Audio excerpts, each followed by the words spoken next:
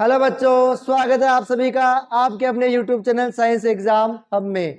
देखो, आज के सेशन में हम अपन बात करने जा रहे हैं फिजिक्स या भौतिक विज्ञान के चैप्टर नंबर 2, जिसका नाम है मानव नेत्रों रंग बिरंगा संसार।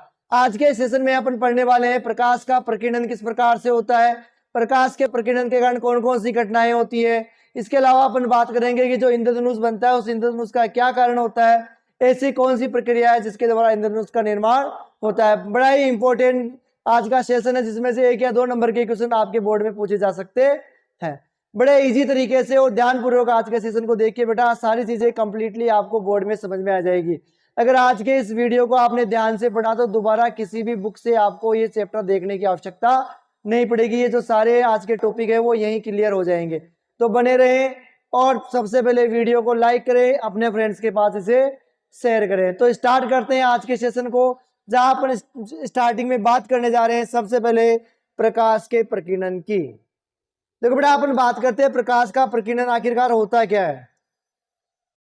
अगर मैं बात करूं प्रकीर्णन की तो सबसे पहले अपन बात करेंगे कि ये प्रकीर्णन होता क्या है। प्रकीर्णन का मतलब होता है फैलना, प्रकीर्णित हो जाना यानी फैल जाना। किसका फैल जाना? प्रकाश का। कौन से प्रकाश का? ये डिपेंड करता है उसको। ठीक है, तो मैं कहूंगा कि जब सूर्य का प्रकाश, जब सूर्य का प्रकाश वायुमंडल से गुजरता है, वायुमंडल से गुजरता है, ठीक है, तो मुझे बताओ वायुमंडल में क्या होगा? अनेक सूक्ष्म कण। तो अपन कहेंगे वायुमंडल में उपस्थित, वायुमंडल में उपस्थित धूल के कण, सूक्ष्म बूंदें, सूक्ष्म मात्रा में जलवाष्प, ठीक है, धुआं या अन्य कण, अन्य कण आदि क्या होते हैं? उपस्थित होते हैं। ठीक है, जब सूर्य का प्रकाश वायुमंडल से गुजरेगा तो वायुमंडल में ये सारे कण उपस्थित होते हैं। जब सूर्य का प्रकाश इनसे टकराएगा तो सूर्य का प्रकाश प्रकीर्णित हो जाएगा, फैल जाएगा। इस प्रकीर्णित प्रकाश में से जो प्रकाश की किरण हमारे तक पहुंचती है वो वस्तु हमें उसी प्रकार की दिखाई देती है। यानी अगर आपको ये पूछे प्रकाश का प्रकीर्णन किसे कहते हैं तो क्या बताओगे कि जब सूर्य का प्रकाश वायुमंडल से गुजरता है तो वायुमंडल में उपस्थित विभिन्न प्रकार के जो धूल के कण है, सूक्ष्म कण है, जलवाष्प है, अन्य कार्बन कण है, इनसे प्रकाश की किरणें टकराती है, प्रकाश टकराता है और प्रकाश चारों ओर उत्सर्जित होता है या फैल जाता है। यह घटना प्रकाश का प्रकीर्णन कहलाती है। यह घटना प्रकाश का प्रकीर्णन कहलाती है। क्लियर है? देखो ध्यान से, जब सूर्य का प्रकाश वायुमंडल से गुजरता है, इसकी अपन थ्योरी और देख लेते हैं।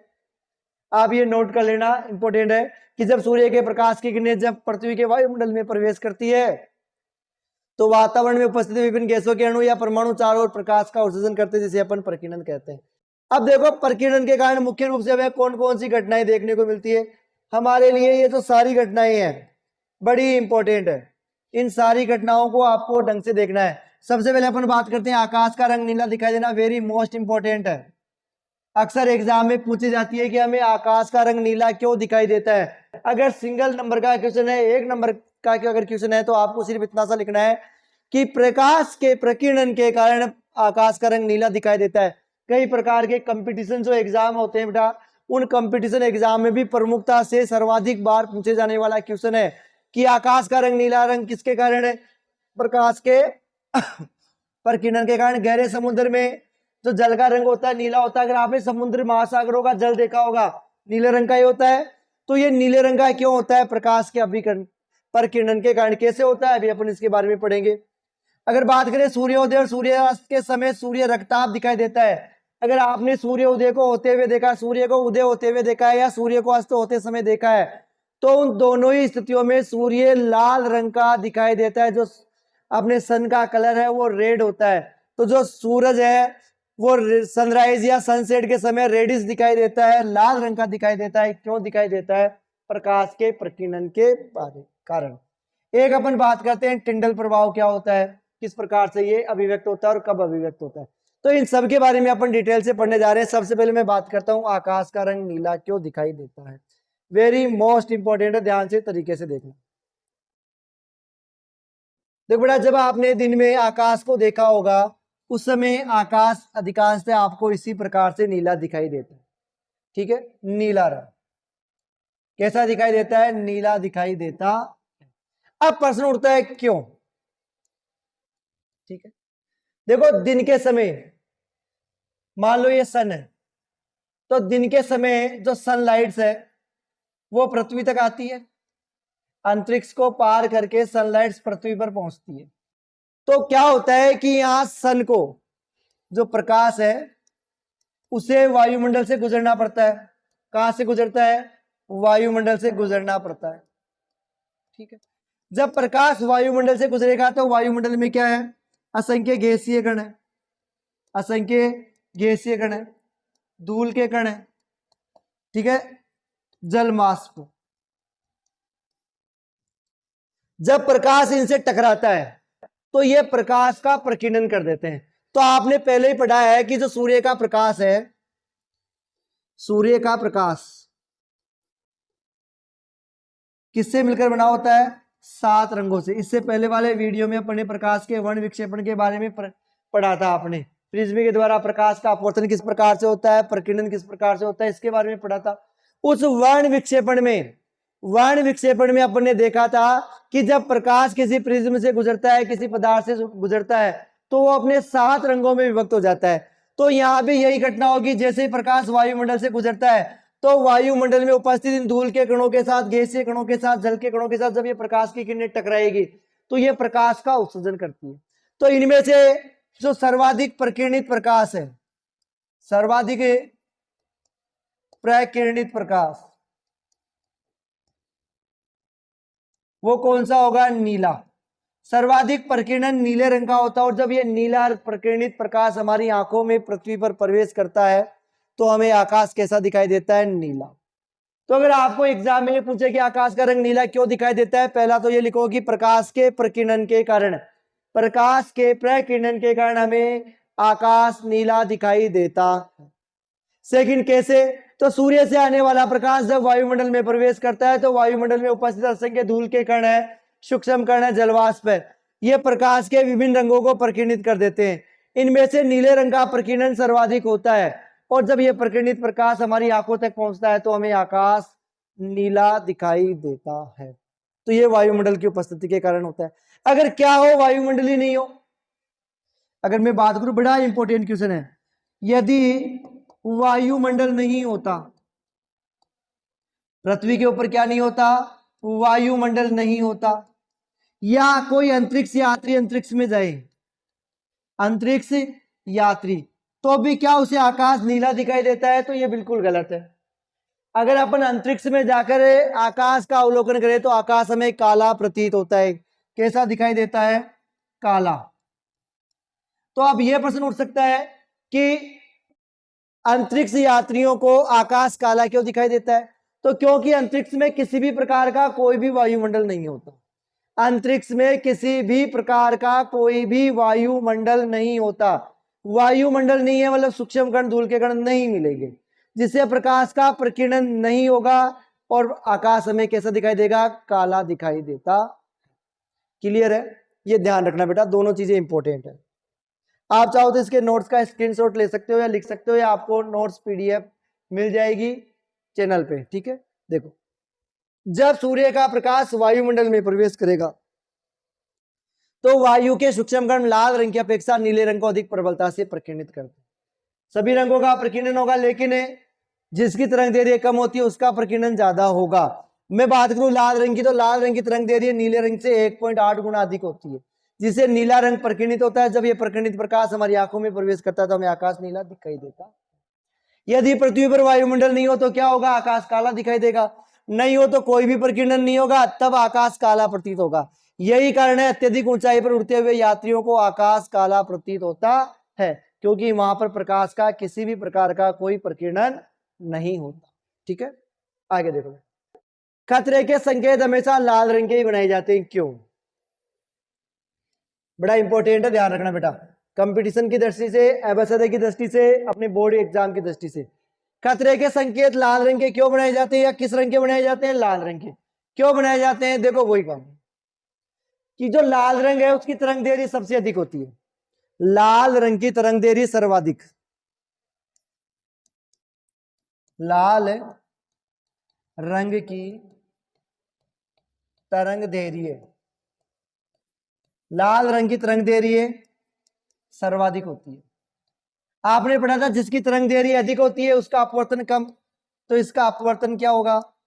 यह अपवर्तनांक क्या होगा? कम होगा। ठीक है, सबसे कम अपवर्तन होगा।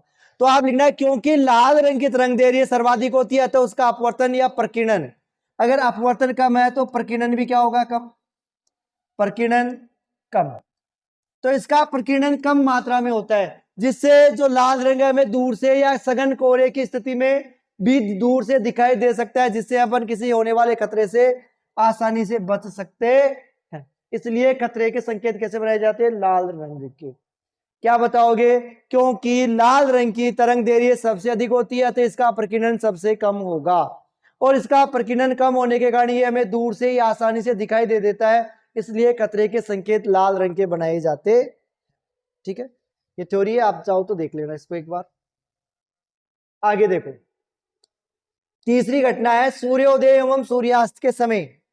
सूर्योदय एवं सूर्यास्त के समय सूर्य कैसा दिखाई देता है? रक्ताभ दिखाई देता है, लाल रंग का दिखाई देता है सूर्योदय और सूर्यास्त के समय। ऐसा क्यों? देखो, सूर्य जब उदय होता है तब भी सूर्य कहां होता है? क्षितिज पे, और सूर्यास्त के समय भी सूर्य कहां आ जाता है? क्षितिज पे। ठीक है, क्या लिखोगे? सूर्योदय और सूर्यास्त के समय सूर्य क्षितिज पे होता है, तो सूर्य से आने वाली प्रकाश की किरणों को वायुमंडल से पार करते हुए अधिक दूरी तय करनी पड़ती है।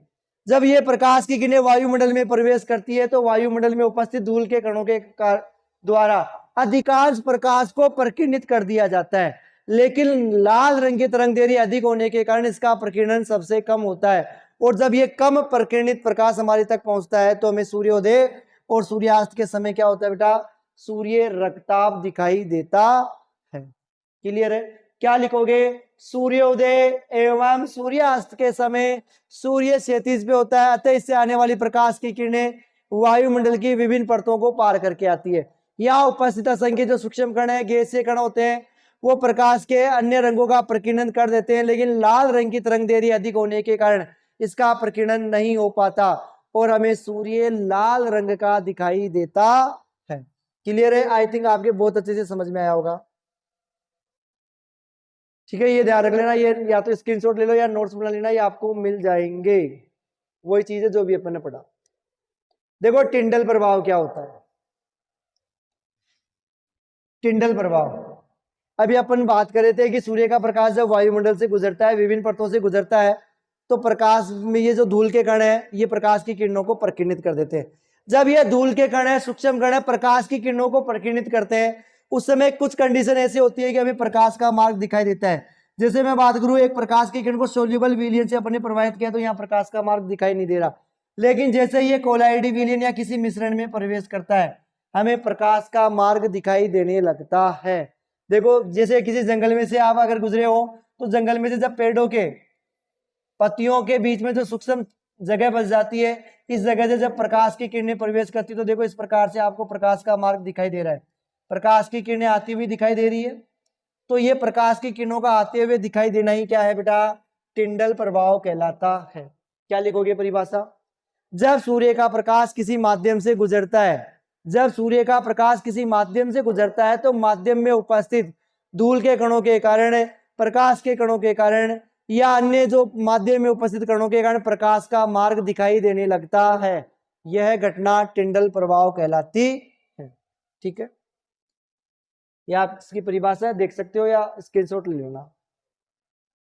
देखो, अन्य टिंडल प्रभाव के उदाहरण क्या है? धुएं से भरे कमरे में किसी सूक्ष्म छिद्र से आता हुआ पतला प्रकाश। मान लो आप किसी अंधेरे कमरे में हैं और बाहर से कोई रोशनी का एक स्रोत है, खिड़की से अगर प्रकाश आ रहा है, तो जब खिड़की से आपके कमरे में प्रकाश प्रवेश करता है उस समय आप प्रकाश के किरण पुंज को देख सकते हो, जिसमें आपको असंख्य धूल के कण भी दिखाई देंगे। ये धूल के कण क्या करते हैं? जब इनसे प्रकाश की किरणें टकराती है तो प्रकाश का उत्सर्जन करते हैं। क्या करते हैं, प्रकाश का उत्सर्जन करते हैं, जिसे हमें प्रकाश का मार्ग दिखाई देता है। और ये घटना क्या कहलाती है, प्रकाश टिंडल प्रभाव कहलाती। अब देखो वेरी मोस्ट इंपोर्टेंट, इंद्रधनुष का बनना।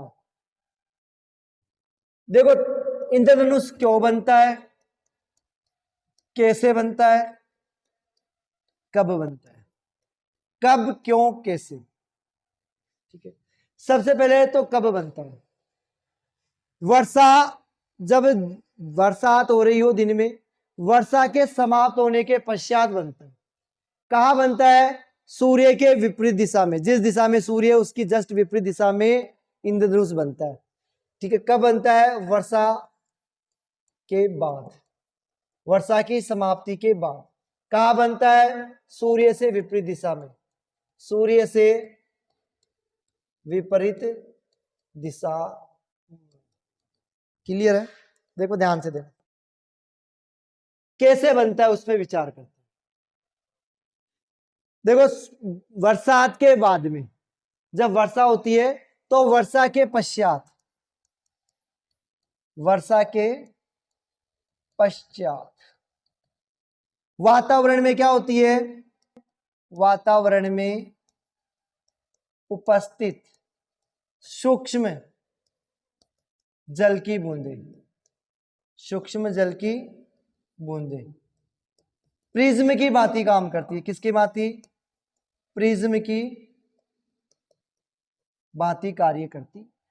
जैसे ये पूरा एटमॉस्फेयर है, अपना वातावरण है, ये इस तरफ सूर्य है, सूर्य के विपरीत दिशा में मान लो ये वर्षा की बूंद है, ये क्या है, वर्षा की बूंद। ठीक है, पूरी प्रोसेस समझना आपको, पूरी जो परिभाषा है जो लिखना है वो यही याद है। तो देखो वर्षा ऋतु के बाद में जब सूर्य का प्रकाश वायुमंडल में प्रवेश करता है तो वायुमंडल में उपस्थित जो वर्षा की बूंदे हैं छोटे प्रिज्म की भांति प्रवेश करेगा। जैसे ही प्रकाश की किरण प्रिज्म में प्रवेश करेगी, इसका क्या हो जाएगा, अपवर्तन। पहले तो क्या हो जाएगा, अपवर्तन। इसके साथ में इसका क्या हो जाएगा, विक्षेपण, विक्षेपण या मैं कह सकता हूं परिक्षेपण, क्षेपण या परिक्षेपण हो जाता। ठीक है, इसके बाद में ये आगे जाके सिरे से टकराकर वापस घूम जाती है, तो यहां प्रकाश का क्या हुआ, परावर्तन। ठीक है, पूर्ण परावर्तन भी कह सकते हैं या परावर्तन भी कह सकते हैं, पूर्ण आंतरिक परावर्तन हो गया। अब यहां से जब प्रकाश की किरण जैसे ही बाहर निकलती है, इसका वापस क्या हो गया, अपवर्तन। क्या हो गया, अपवर्तन। इस अपवर्तन के कारण हमें यहां ये क्या दिखाई दे रहा है, इंद्रधनुष। इंद्रधनुष 7 रंगों की पट्टिका प्राप्त हो रही है, जिसे अपन क्या कहते हैं, इंद्रधनुष कहते हैं। तो मुझे यह बताइए कि इंद्रधनुष कब दिखाई दिया, वर्षा के तुरंत पश्चात सूर्य के विपरीत दिशा में, वर्षा की समाप्ति के पश्चात सूर्य से विपरीत दिशा में हमें इंद्रधनुष दिखाई देता। क्यों दिखाई देता है, क्योंकि वर्षा के पश्चात वातावरण में उपस्थित सूक्ष्म जल की बूंदे प्रिज्म की भांति प्रवेश करता है। जब सूर्य का प्रकाश वर्षा की बूंदों रूपी प्रिज्म में प्रवेश करता है तो इसका अपवर्तन एवं विक्षेपण होता है, जिससे प्रकाश 7 रंगों में विभक्त हो जाता है। और जब ये प्रकाश वर्षा की बूंद से टकराता है तो इसका परावर्तन और अंत में अपवर्तन होता है, जिससे हमें 7 रंगों की एक पट्टी दिखाई देती है, जिसे इंद्रधनुष कहते हैं। इस इंद्रधनुष में भी जो सबसे ऊपर का रंग होगा वो रेड है, और जो नीचे का रंग होगा वो कौन सा है, बैंगनी है। ठीक है, क्लियर है। तो अगर आपको ये पूछे कि प्रकाश के इंद्रधनुष के बनने का मुख्य कारण क्या है, तो एक तो परिक्षेपण, परिक्षेपण या विक्षेपण कह सकते हो प्रकाश का, एक हो गया अपवर्तन और एक हो गया परावर्तन। यानी इन तीनों घटनाओं का मिला हुआ रूप है। सबसे पहले अपवर्तन, फिर उसका वर्ण विक्षेपण, पूर्ण आंतरिक परावर्तन, और उसके बाद में फिर से अपवर्तन की घटना होती है, जिसके कारण हमें इंद्रधनुष दिखाई देता है। ठीक है, देखो आकाश में इस प्रकार से आपको इंद्रधनुष दिखाई देगा, सूर्य की दिशा इस तरफ होगी। ठीक है, सूर्य की दिशा इस तरफ होगी, जल की बूंदे प्रिज्म की भांति काम करेगी, और इस प्रकार से अगर आपने आकाश में नोटिस किया हो तो ये इस प्रकार से आपको इंद्रधनुष आकाश में बनता हुआ दिखाई देता है। ठीक है, देखो बेटा आगे, ये वायुमंडल में उपस्थित जल की बूंदों के द्वारा सूर्य के प्रकाश के प्रक्षेपण के कारण प्राप्त होता है। इंद्रधनुष सदैव सूर्य के विपरीत दिशा में बनता है, बड़ा इंपॉर्टेंट है, ध्यान रखना। जो इंद्रधनुष होता है सदैव क्या होता है, इंद्रधनुष सदैव वर्षा सूर्य के विपरीत दिशा में बनता है। जल की बूंदें छोटे प्रिज्म की भांति कार्य करती है। सूर्य के आपतित प्रकाश को ये बूंदें अपवर्तित तथा विक्षेपित करती है।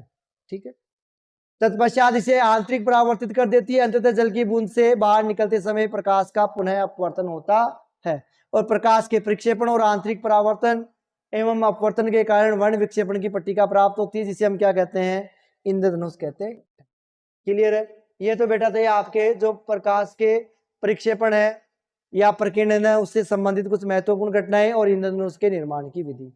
अब अपन कुछ आंकिक क्वेश्चनों के बारे में चर्चा करेंगे जो निकटदर्शी दोष और दूरदर्शी दोष पर आधारित है। देखो, निकटदर्शी दोष के आधार पर कौन से आंकिक क्वेश्चन पूछे जाते हैं और दूरदर्शी दोष के आधार पर कौन से आंकिक क्वेश्चन पूछे जाते हैं, इन पर अपन विस्तृत चर्चा करते हैं। देखो, सबसे पहले अपन बात करते हैं,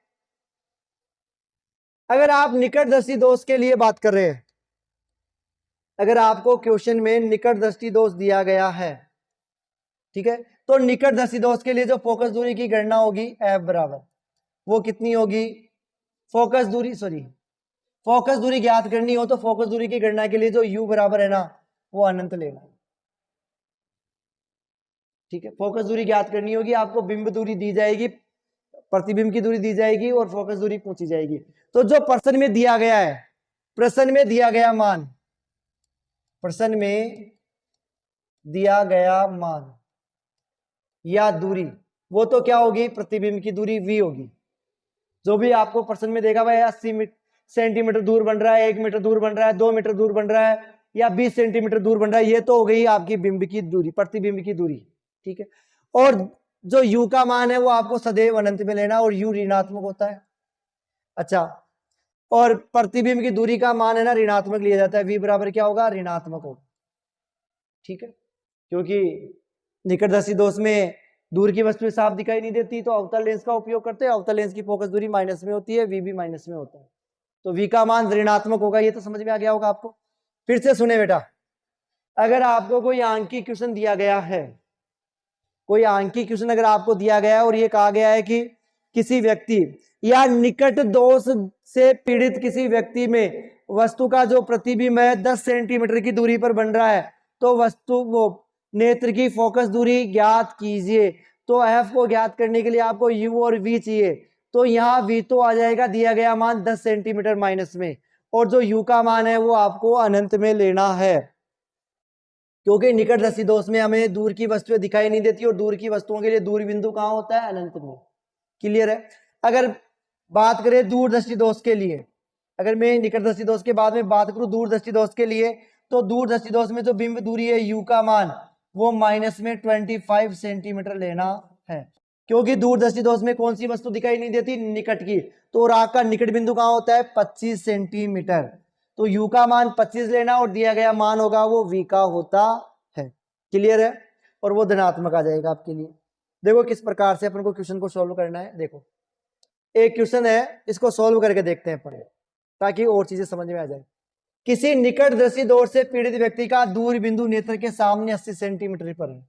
जो दूर बिंदु है वो कहाँ आ गया, 80 सेंटीमीटर के दूरी पर आ गया, यानी मैं यहाँ v बराबर लूंगा 80, क्योंकि ये निकटदर्शी दोष है। कौन सा है, निकटदृष्टि दोष, तो इसमें v का मान किस में लेना है, ऋणात्मक 80 में।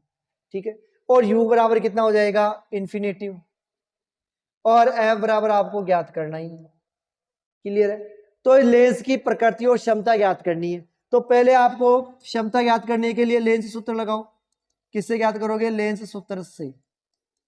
लेंस सूत्र क्या कहता है, 1/v माइनस 1/u बराबर 1/f। ठीक है, 1/v का मान कितना है, 80, माइनस 1/u का मान कितना है, इन्फिनेटिव, और 1/f।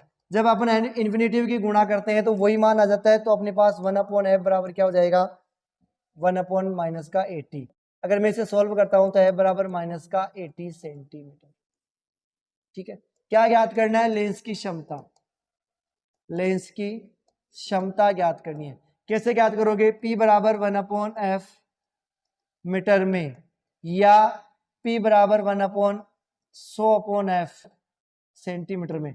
बताओ जी f किस में, सेंटीमीटर में, तो वो वाला सूत्र लगा दो, p बराबर 100 बटा माइनस का 80। 1 0 से 1 0 कट गया, 2 के पार्ट से काटोगे तो 5/4 माइनस का।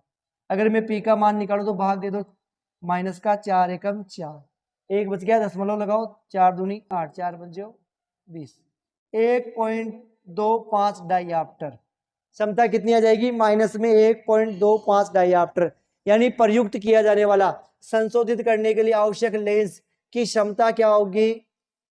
1.25 डाइऑप्टर माइनस में, और प्रकृति क्या होगी? आभासी। वास्तविक लेंस के वो सॉरी अवतल लेंस कैसा बनाता है? आभासी बनाता है, सीधा बनाता है, ठीक है। तो ये आभासी इसकी प्रकृति हो जाएगी, लेंस की प्रकृति कैसी हो जाएगी? आभासी। क्लियर है क्या? ये सारी चीज समझ में आ गई आपको? ध्यान रखना, निकटदर्शी दोष में आपको u का मान अनंत में लेना है, v का मान दिया गया है, वो हो जाएगा। क्लियर है? एक और देख लो बेटा, ये दूरदृष्टि दोष के लिए देख लो, ये किस में है? दीर्घ दृष्टि दोष में, दीर्घ दृष्टि दोष में, ठीक है। देखो क्या करना है, एक दीर्घ दृष्टि दोष युक्त नेत्र का निकट बिंदु 1 मीटर है। निकट बिंदु मतलब v बराबर कितना है? 1 मीटर, ठीक है। अगर 1 मीटर को मैं कहूं 100 सेंटीमीटर तो कोई इश्यू नहीं है, 1 मीटर में 100 सेंटीमीटर होते ही है।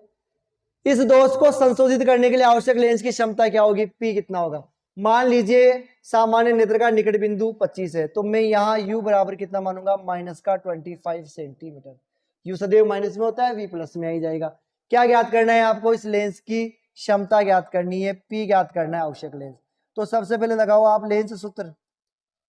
लेंस सूत्र से क्या कहता है? 1/v माइनस 1/u बराबर 1/f। क्लियर है? देखो इसमें v का मान कितना है? 100, 1/100 माइनस u का मान कितना है? माइनस में 25 बराबर 1/f। लेस से कितना आ जाएगा? 100, 100 में 100 का भाग एक बार, माइनस माइनस प्लस 25 का भाग 100 में 4 बार बराबर 1/f।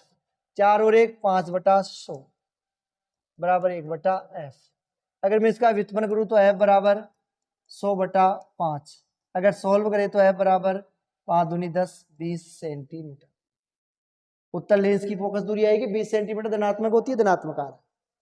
क्या ज्ञात करना है? क्षमता, लेंस क्षमता क्या होगा? P बराबर 1/f मीटर में या 100/f सेंटीमीटर में। क्या दे रखा है? सेंटीमीटर में। P बराबर 100/20, 1 0 से 1 0, 2 का भाग 10 में दोगे तो कितना आ जाएगा? 5.0 डाई।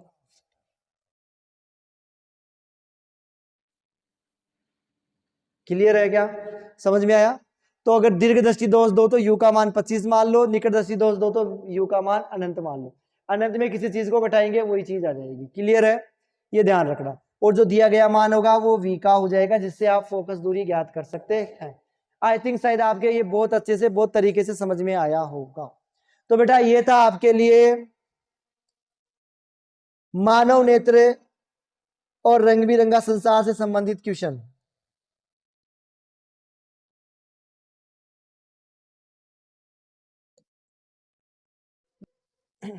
आज के सेशन में अपन इतना ही पढ़ेंगे। आज अपन ने जो आपके भौतिक विज्ञान का सेकंड चैप्टर था, मानव नेत्र और रंग बिरंगा संसार, ये कंप्लीट हो गया है। आप इसके जितने भी क्वेश्चन आंसर दिए गए हैं आपके एनसीईआरटी के बुक में, उन्हें देखें और सॉल्व करें। अगर कोई भी क्वेश्चन नहीं आता है तो हमें कमेंट बॉक्स में लिखें, हम आपके लिए उसका उत्तर प्रोवाइड करवाएंगे। उसके लिए अलग से एक वीडियो बना के ले आएंगे, ठीक है। अगर अभी तक भी किसी ने वीडियो को लाइक नहीं किया है तो बेटा लाइक कर दे, क्योंकि आपके लाइक की संख्या बहुत कम आती है, ठीक है ना। तो आप लाइक करें, शेयर करें। चैनल को सब्सक्राइब नहीं कर रखा है तो उसे जरूर सब्सक्राइब करें, ताकि आगे आने वाले वीडियोस भी आपको उसका नोटिफिकेशन मिल सके, ठीक है। तो आज के सेशन में अपन इतना ही करते हैं, मिलते हैं आपको नेक्स्ट वीडियो में, जहां अपन बात करेंगे फिजिक्स के थर्ड चैप्टर की, जो कि अपना है विद्युत धारा से संबंधित। ध्यान रखना, वेरी मोस्ट इंपोर्टेंट चैप्टर होने जा रहा है विद्युत धारा, क्योंकि वहां से 100% अंक के क्वेश्चन भी आपको बोर्ड में पूछे जाते हैं। और मैं ये कह रहा हूं, जो मैं पढ़ाऊंगा वहीं से आएगा, उससे बाहर कुछ भी नहीं आएगा। तो आप तैयार रहना, सबसे पहले इन चैप्टर का रिवीजन करना। तो फिर आपसे मिलते हैं नेक्स्ट वीडियो में, नेक्स्ट टॉपिक के साथ, नेक्स्ट चैप्टर के साथ। तब तक के लिए जय हिंद, जय भारत।